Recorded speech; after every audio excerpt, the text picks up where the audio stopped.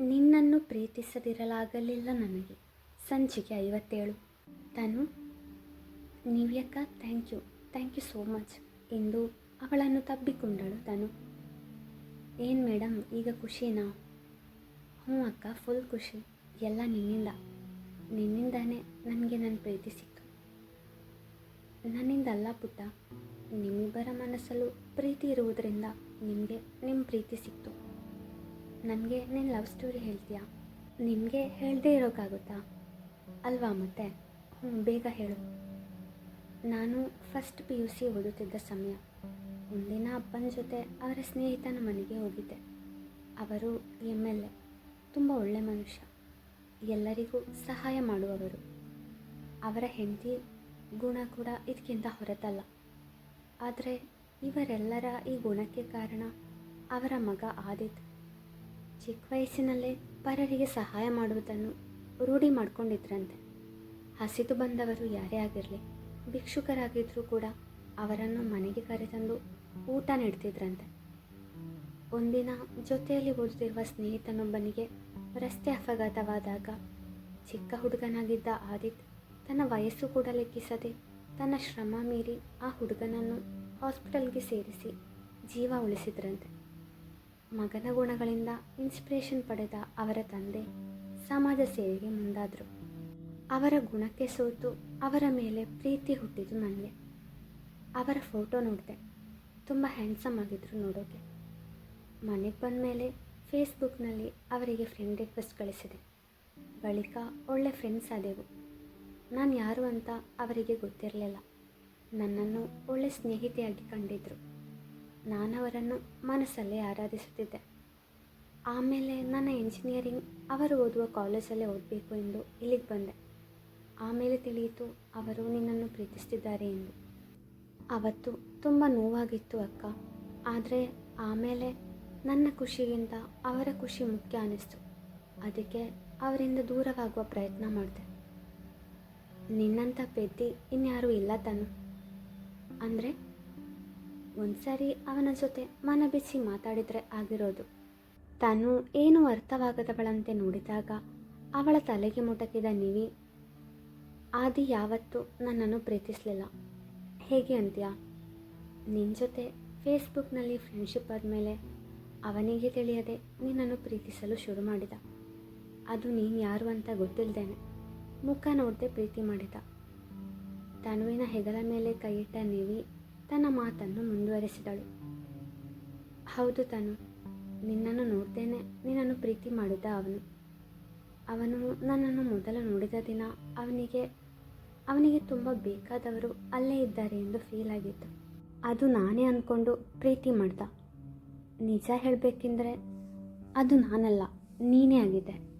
ನನ್ನ first day ಕಾಲೇಜಲ್ಲಿ ನೀನು ನನ್ನ ಜೊತೆ ಬಂದಿದ್ದೆ, ನೆನಪಿದೆಯಾ ಎಂದಾಗ ಹ್ಞೂ ಎಂದಳು ತನು. ಆಮೇಲೆ ನನ್ನ ಮೇಲೆ ಪ್ರೀತಿ ಅಂದ್ಕೊಂಡು ನನ್ನ ಹಿಂದೆ ಬಂದಾಗ ನನಗೆ ಅವನ ಮೇಲೆ ಆ ಥರ ಯಾವುದೇ ಭಾವನೆ ಇರಲಿಲ್ಲ. ಆಮೇಲೆ ನೀನು ನಮ್ಮ ಕಾಲೇಜಿಗೆ ಬಂದ ಮೇಲೆ ನಿನ್ನನ್ನು ಗಮನಿಸಿದಾಗ ನೀನು ಆದಿಯನ್ನು ಪ್ರೀತಿಸ್ತಿರುವ ವಿಷಯ ತಿಳಿಯಿತು. ಆಮೇಲೊಂದಿನ ಆದಿ ಹತ್ರ ನನ್ನನ್ನು ಮರೆತು ಬೇರೆ ಹುಡುಗಿಯನ್ನು ಮದುವೆ ಆಗಬೇಕು ಎಂದಾಗ ಅವನ ಕಣ್ಣಲ್ಲಿ ಯಾವುದೇ ಬೇಸರ ಕಾಣಲಿಲ್ಲ. ನಾನು ತೋರಿಸಿದ ಹುಡುಗಿಯನ್ನು ಮದುವೆ ಆಗುವೆ ಅಂತ ಹೇಳಿದ. ಆಮೇಲೆ ಸ್ವಲ್ಪ ದಿನಗಳ ಬಳಿಕ ಏನೋ ಬೇಸರದಲ್ಲಿದ್ದ. ವಿಷಯ ಕೇಳಿದಾಗ ನಿನ್ನ ಬಗ್ಗೆ, ಅಂದರೆ ಅವನ ಫೇಸ್ಬುಕ್ ಫ್ರೆಂಡ್ ಬಗ್ಗೆ ಹೇಳಿ ಅವಳ ಸುದ್ದಿ ಇಲ್ಲ ಎಂದ. ಅವನಿಗೆ ತಿಳಿಯದೆ ನಿನ್ನ ಮೇಲಿದ್ದ ಪ್ರೀತಿಯನ್ನು ಹೇಳಿದ. ನೀನು ಯಾರು ಅಂತ ಅವತ್ತೇ ಅವನಿಗೆ ಹೇಳಿ ನಿನ್ನ ಬಗ್ಗೆ ಅವನಿಗೆ ಮೂಡಿದ ಪ್ರೀತಿ ಬಗ್ಗೆ ತಿಳಿಸಿದೆ.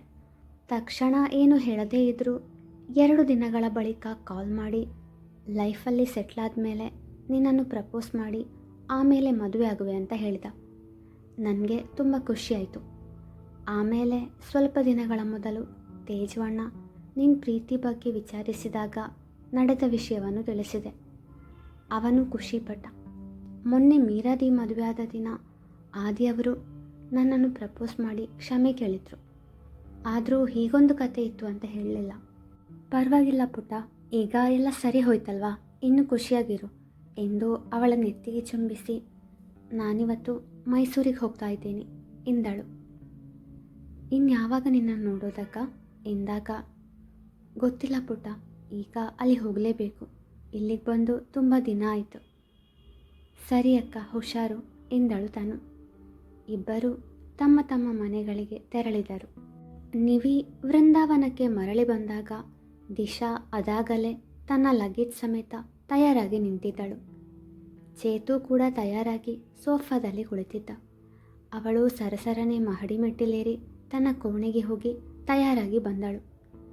ನಿಕುಂಜದವರಿಗೆ ಮೊದಲೇ ಮೈಸೂರಿಗೆ ಹೋಗುವ ವಿಷಯವನ್ನು ಫೋನ್ ಮೂಲಕ ತಿಳಿಸಿದ್ದಳು ಅವಳು. ಹುಷಾರು ಎಂದು ಹೇಳಿದರವರು. ವೃಂದಾವನ ಮತ್ತು ಆ ಮನೆಯವರು ಅವಳಿಗೆ ಇಂದಿಗೂ ಪ್ರಿಯರು. ಮದುವೆಯಾಗಿ ಗಂಡನ ಮನೆಗೆ ಹೋಗುವಾಗ ಎಲ್ಲ ಹೆಣ್ಣು ಮಕ್ಕಳಲ್ಲೂ ಅಲ್ಲಿ ಹೇಗೋ ಏನೋ ಎಂಬ ಆತಂಕ ಮನೆ ಮಾಡಿರುತ್ತದೆ. ನಿವಿಯಲ್ಲೂ ಅದೇ ಆತಂಕವಿತ್ತು. ಆದರೆ ಮದುವೆಯಾಗಿ ವೃಂದಾವನಕ್ಕೆ ಬಂದ ಕ್ಷಣದಿಂದ ತವರು ಮನೆ ಎನ್ನುವಷ್ಟು ಸಲುಗೆ ಆ ಮನೆಯಲ್ಲೂ ಲಭಿಸಿತ್ತು ಅವಳಿಗೆ. ಸರಿತಾರವರು ಕೇವಲ ಅತ್ತೆ ಮಾತ್ರ ಆಗಿರಲಿಲ್ಲ ಅವಳಿಗೆ, ತಾಯಿಯ ಇನ್ನೊಂದು ಸ್ವರೂಪ ಆಗಿದ್ರು. ಜಾನಕಿ ರಘುರಾಮ್ರವರು ಸ್ವಂತ ಮೊಮ್ಮಗಳೆಂಬಂತೆ ಪ್ರೀತಿ ಕಾಳಜಿ ತೋರುತ್ತಿದ್ದರು.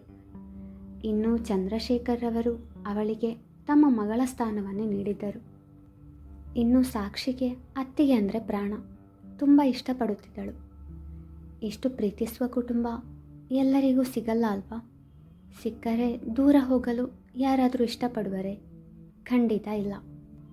ಈ ಕುಟುಂಬದೊಂದಿಗೆ ಹೆಚ್ಚು ಸಮಯ ಕಳೆಯಲು ಆಗುತ್ತಿಲ್ಲ ಎಂಬ ದುಃಖ ಯಾವಾಗಲೂ ಅವಳ ಮನಸ್ಸಲ್ಲಿ ಇರ್ತಿತ್ತು. ಆದರೆ ಪತಿ ಇದ್ದಲ್ಲಿ ಪತ್ನಿ ಇರಬೇಕು, ಅದೇ ಪತ್ನಿ ಧರ್ಮ. ಆದುದರಿಂದಲೇ ಮನಸ್ಸಿಲ್ಲದ ಮನಸ್ಸಿನಿಂದ ಮೈಸೂರಿಗೆ ಹೊರಡಲು ಅನುವಾದಳು ಅವಳು.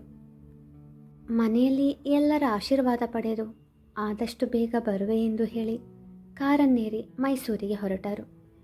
ಕಾರು ಗೇಟು ದಾಟಿ ಹೊರಹೋಗುವ ತನಕ ಕಿಟಕಿಯಿಂದ ಮನೆಯನ್ನು ಮನೆಯವರನ್ನು ನೋಡುತ್ತಿದ್ದಳು. ಯಾಕೆಂದರೆ ಇದೇ ಕೊನೆಯ ಭೇಟಿ. ಮುಂದೆ ಚೇತುವಿನ ಜೊತೆಗೆ ಈ ಮನೆಗೆ ಬರಲು ತಾನಿರುವುದಿಲ್ಲ ಎಂದು ಅವಳಿಗೆ ಬಲವಾಗಿ ಅನಿಸುತ್ತಿತ್ತು.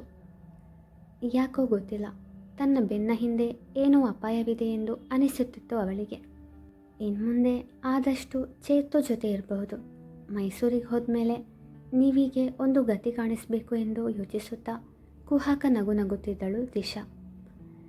ಇನ್ಮುಂದೆ ನೀವಿ ಜೊತೆ ತನ್ನ ನಡವಳಿಕೆಯನ್ನು ಸ್ವಲ್ಪ ಬದಲಾಯಿಸಿಕೊಳ್ಬೇಕು, ಸ್ವಲ್ಪ ರೊಮ್ಯಾಂಟಿಕ್ ಹಬ್ಬಿ ಆಗಬೇಕು, ಅವಳಿಗೆ ತನ್ನ ಪ್ರೀತಿಯ ಬಗ್ಗೆ ಆದಷ್ಟು ಬೇಗ ತಿಳಿಸಬೇಕು ಎಂದೆಲ್ಲ ಯೋಚಿಸುವಾಗ ತುಂಟ ನಗು ಮೂಡಿತ್ತು ಚೇತುವಿನ ಮುಖದಲ್ಲೇ. ಮೂವರ ಯೋಚನಾ ಲಹರಿ ಮೂರು ರೀತಿಯಲ್ಲಿ ಸಾಗುತ್ತಿದ್ದರೆ ಅವರನ್ನು ಹೊತ್ತ ಕಾರು ಮೈಸೂರಿಗೆ ತಲುಪಿತು. ಮನೆಯೊಳಗೆ ಹೋಗಬೇಕಾದ್ರೆ ನಿವಿಯನ್ನು ದೂಡಿ ಚೇತುವಿನ ಕೈ ಹಿಡಿದು ಕರೆದೊಯ್ದಳು ದಿಶಾ. ಆದರೆ ಚೇತು ನಿವಿಯನ್ನು ಕೈ ಹಿಡಿದು ಇಳಿಸಲು ಬರುವ ವೇಳೆಗೆ ಸರಿಯಾಗಿ ಅವನ ಫೋನ್ ರಿಂಗಾಣಿಸಿತು. ಅರ್ಜೆಂಟ್ ಕರೆಯಾದುದರಿಂದ ಸ್ವೀಕರಿಸಲೇಬೇಕಾಗಿತ್ತು. ಮಾತನಾಡಲು ಮೊಬೈಲ್ ತೆಗೆದುಕೊಂಡು ಆಚೆ ಹೋದನವನು. ನಿವಿಗೆ ಬೇಸರವಾದರೂ ಅದನ್ನು ತೋರ್ಪಡಿಸದೆ ಮೆಲ್ಲಗೆ ಎದ್ದಳು. ಮೊಣಕೈಗೆ ಸ್ವಲ್ಪ ಪೆಟ್ಟಾಗಿತ್ತು. ದಿಶಾ ಅವಳನ್ನು ಕಂಡು ವಿಜಯದ ನಗು ಬೀರಿ ಹೆಂಗೆ ನಾವು ಎಂಬಂತೆ ಒಬ್ಬೇರಿಸಿದಾಗ ಏನೊಂದು ಮಾತನಾಡದೆ ಒಳಗೆ ನಡೆದ ನಿವಿ ಹಿಂತಿರುಗಿ ನೋಡಿದಾಗ ದಿಶಾ ಹೊರಗಡೆ ಚೇತುಗಾಗಿ ಕಾಯುತ್ತಾ ನಿಂತಿದ್ದಳು. ತಕ್ಷಣ ನ್ಯೂಟನ್ನ ಚಲನೆಯ ಮೂರನೆಯ ನಿಯಮ ದಿಶಾಳಿಗೆ ಕಲಿಸಲು ಮುಂದಾದಳು. ಪ್ರತಿಯೊಂದು ಕ್ರಿಯೆಯು ಸಮಾನ ಮತ್ತು ವಿರುದ್ಧ ಪ್ರತಿಕ್ರಿಯೆಯನ್ನು ಹೊಂದಿರುತ್ತದೆ. ಏನು ಮಾಡಲಿ ಎಂದು ಯೋಚಿಸುತ್ತಿದ್ದವಳಿಗೆ ಅವತ್ತು ರಾತ್ರಿ ತಮ್ಮ ಕೋಣೆಗೆ ಬಂದವಳು ಸೊಂಟ ನೋವು ಎಂಬ ನೆಪ ಮಾಡಿ ಚೇತುಗೆ ಹತ್ತಿರವಾಗಲು ಯತ್ನಿಸಿದ್ದು ನೆನಪಾಗಿ ಅದನ್ನೇ ನಿಜ ಮಾಡೋಣ ಎಂದುಕೊಂಡಳು. ಮನೆಯೊಳಗೆ ಕಾಲಿಡಬೇಕಾದ್ರೆ ಮ್ಯಾಟ್ ಹಾಕಲಾಗಿತ್ತು. ಅದರಡಿಯಲ್ಲಿ ಅವಳಿಗೆ ತಿಳಿಯದಂತೆ ಸ್ವಲ್ಪ ಎಣ್ಣೆ ಹಾಕಿದ್ಲು. ಅದು ಸುಲಭವಾಗಿ ಜಾರುವ ಥರ ಇದ್ದ ಮ್ಯಾಟ್. ಚೇತು ದೂರ ದೂರ ಕಾಲಿಟ್ಟು ನಡೆಯುವವನು ಯಾವತ್ತೂ ಮ್ಯಾಟ್ ಮೇಲೆ ಕಾಲಿಡುವುದಿಲ್ಲ ಎಂಬ ನಂಬಿಕೆಯಿಂದ ಹಾಗೆ ಮಾಡಿದ್ದಳು ನಿವಿ. ಅವಳು ಅಂದುಕೊಂಡಂತೆ ಚೇತು ಕರೆ ಸ್ಥಗಿತಗೊಳಿಸಿ ದೂರ ದೂರ ಕಾಲಿಟ್ಟು ಒಳಬಂದು ಮಹಡಿ ಮೆಟ್ಟಿಲೇರಿ ಹೋದರೆ ಮ್ಯಾಟ್ ಮೇಲೆ ಕಾಲಿಟ್ಟ ದಿಶಾ ಜಾರಿ ಬಿದ್ದಳು. ಆಗ ನಿವಿ ಇಲ್ಲದ ಕಾಲರನ್ನು ಮೇಲೇರಿಸಿ ಅವಳ ಕಡೆಗೆ ನೋಡಿದಳು. ಕೋಪಗೊಂಡವಳು ಸ್ವೀಟ್ ಹಾರ್ಟ್ ಎಂದು ಜೋರಾಗಿ ಹತ್ತು ಕರೆದಾಗ ಚೇತು ಓಡೋಡಿ ಬಂದರೆ ನಿವಿ ಅವಳನ್ನು ಎದ್ದೇಳಿಸುವ ಪ್ರಯತ್ನ ಮಾಡುತ್ತಿದ್ದಳು. Hey you, don't touch me ಎಂದು ದಿಶಾ ನಿವಿಗೆ ಬೈದಾಗ ಅದನ್ನು ಕೇಳಿಸಿಕೊಂಡ ಚೇತು, ಬಿದ್ದಾಗ ನಿನಗೆ ಹೇಳಲು ಅವಳು ಸಹಾಯ ಮಾಡಿದರೆ ಈ ರೀತಿ ನಡ್ಕೊಳ್ತೀಯ ಛೆ ಎಂದಾಗ ಬೆಚ್ಚಾಗುವ ಸರದಿ ದಿಶಾಳದ್ದಾದರೆ ಅವಳನ್ನು ಬೀಳಿಸಿ ಅವಳಿಗೆ ಚೇತುವಿಂದ ಬೈಗುಳ ಸಿಕ್ಕಿತು ಎಂಬ ಖುಷಿ ನಿವಿಗೆ. ನನ್ನ ಈ ಸ್ಥಿತಿಗೆ ಕಾರಣ ಇವಳೆ ಎಂದು ನಿವಿ ಕಡೆಗೆ ಬೆರಳು ಮಾಡಿ ತೋರಿಸಿದರೆ, ಹೆಣ್ಮಕ್ಳು ಸ್ವಲ್ಪ ನೆಲ ನೋಡಿ ನಡಿಬೇಕು, ಆಕಾಶ ನೋಡ್ತಾ ಹಗಲುಗನಸು ಕಂಡ್ರೆ ಹೀಗೆ ಆಗುವುದು ಎಂದಳು ನಿವಿ. ಅವಳು ಯಾರಿಗೂ ವಿನಾಕಾರಣ ಆ ರೀತಿ ಮಾಡಲ್ಲ, ನೀನೇ ಏನಾದರೂ ಮಾಡಿದ್ಯಾ ಅವಳಿಗೆ ಎಂದು ಚೇತು ಪ್ರಶ್ನಿಸಿದಾಗ ಅವಳು ನಿವಿಯನ್ನು ದೂಡಿದ ವಿಷಯ ಚೇತುಗೆ ತಿಳಿಯಬಾರದು ಎಂದು, ಇಲ್ಲ ನಾನೇನು ಮಾಡಿಲ್ಲ ಎಂದು ಉತ್ತರಿಸಿ ಮೆಲ್ಲಗೆ ಎದ್ದು ತನಗಾಗಿ ಮೀಸಲಿಟ್ಟ ಕೋಣೆ ಯಾವುದೆಂದು ತಿಳಿಯದೆ ಚೇತು ಕೋಣೆಯ ಕಡೆಗೆ ನಡೆದಳವಳು. ಅದನ್ನು ನೋಡಿದ ನಿವಿಗೆ ಏನೋ ತಳಮಳ. ತಕ್ಷಣ ಅವಳ ಹಿಂದೆಯೇ ಓಡೋಡಿ ಹೋದವಳು ತನ್ನ ಕೋಣೆಯನ್ನು ಅವಳಿಗೆ ತೋರಿಸಿ ಅಲ್ಲಿದ್ದ ತನ್ನ ವಸ್ತುಗಳನ್ನು ತೆಗೆದುಕೊಂಡು ಚೇತು ರೂಮ್ಗೆ ಬಂದಳು. ಚೇತು ತನ್ನ ಕೋಣೆಗೆ ಬಂದಾಗ ನಿವಿಯನ್ನು ಕಂಡು ಅಚ್ಚರಿ ಹಾಗೂ ಸಂತೋಷವಾಗಿತ್ತು. ಮುಂದುವರಿಯುವುದು